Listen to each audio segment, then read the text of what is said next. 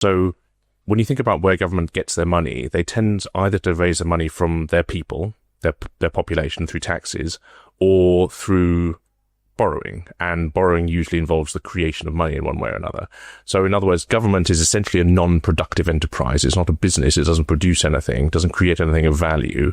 And in order to fund itself and to fund its activities, it either has to tax its population or it has to borrow money in the money markets, which effectively is the creation of new money through borrowing.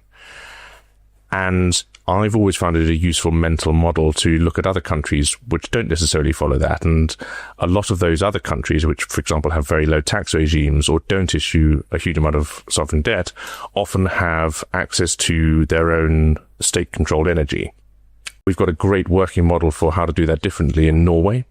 The way that Norway did it, the oil fields were discovered, you'll remember, in the 60s and 70s.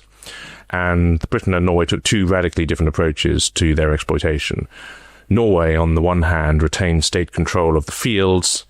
We did a radically different thing. We allowed private exploitation of the oil fields and effectively had a lot of short-term benefits, many of which were seen during the Thatcher years in the United Kingdom.